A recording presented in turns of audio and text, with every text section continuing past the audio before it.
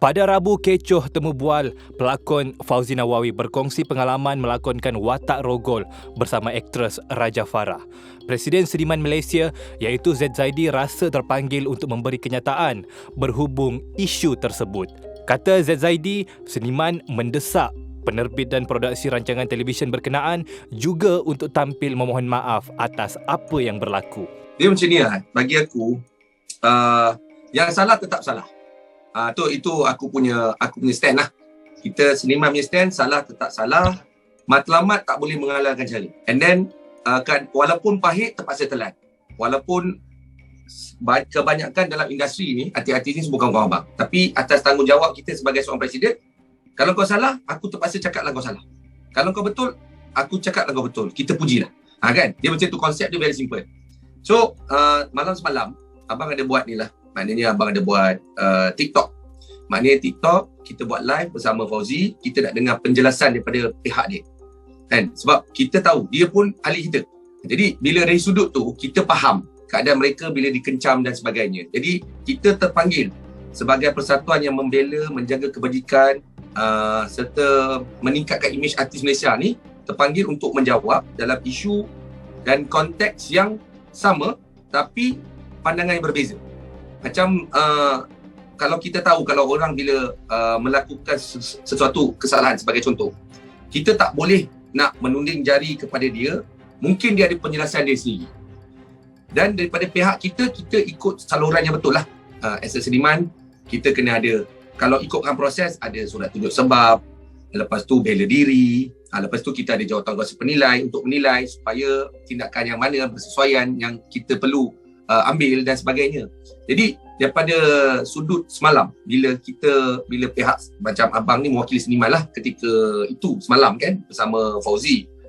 So abang sebagai wakil seniman ni, kita nak mendengar penjelasan dia supaya bila mana penjelasan daripada mereka-mereka yang dituduh dan sebagainya, kita juga ambil pandangan daripada sudut undang-undang dan sudut pandangan yang berbeza supaya bila kita nak buat kenyataan media melalui seniman ni, kita akan nampak lebih profesional.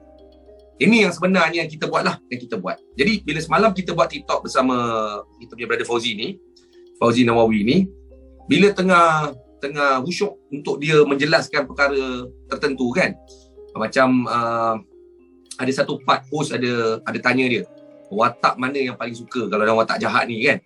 So watak perompak ke, watak perogol ke, dan atau yang ada yang lain-lain sikit dan sebagainya. Jadi abang tanya dia, abang dalam live tu abang tanya dia, bro, kau salah tetap salah?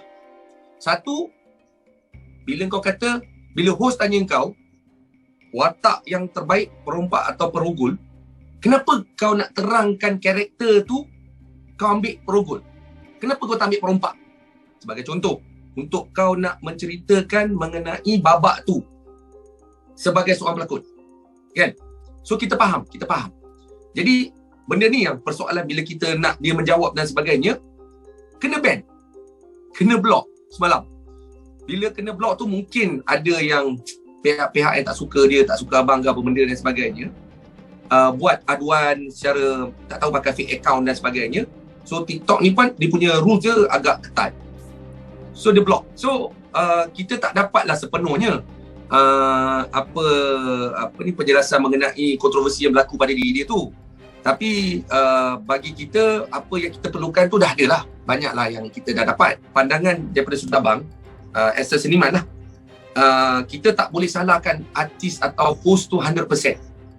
Sebenarnya apa yang seniman nak bagi tahu, di mana pihak produksi dan juga stesen TV berkenaan juga turut bertanggungjawab dalam hal ni.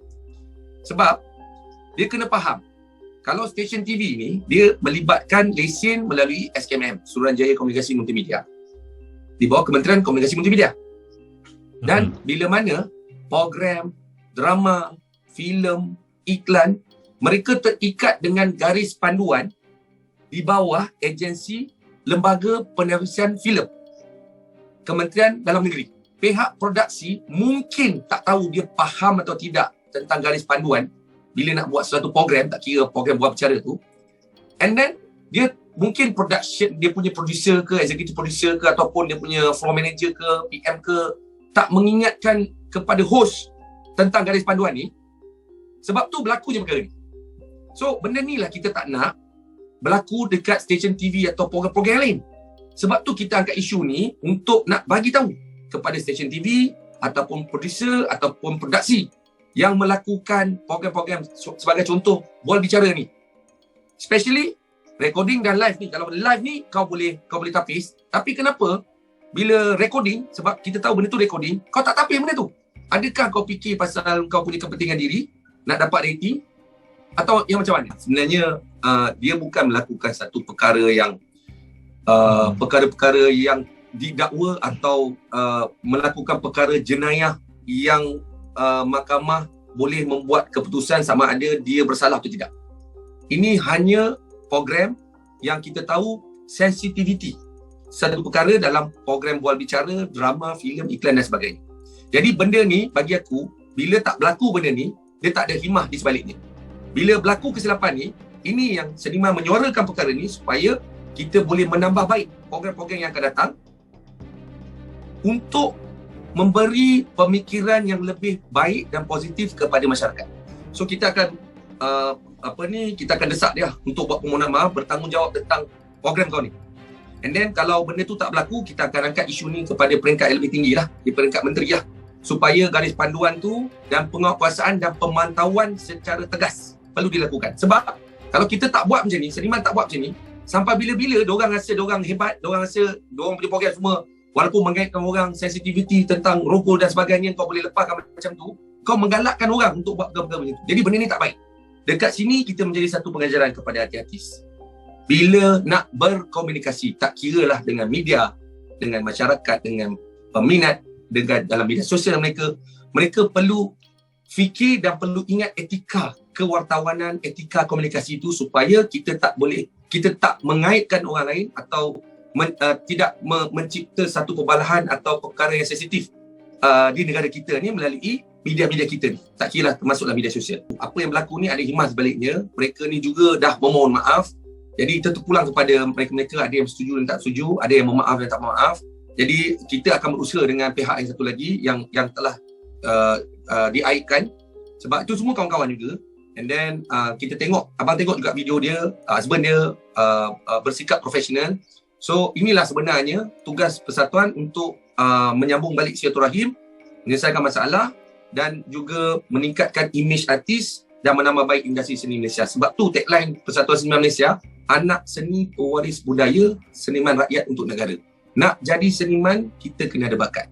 Tapi kena faham, semua seniman adalah rakyat, tapi semua rakyat bukan seniman. Ini kena faham ni. Dan kita ni lah sebenarnya pewaris budaya kita. Jadi kita menjadi ikon, kita menjadi tumpuan, jadi perhatian lebih.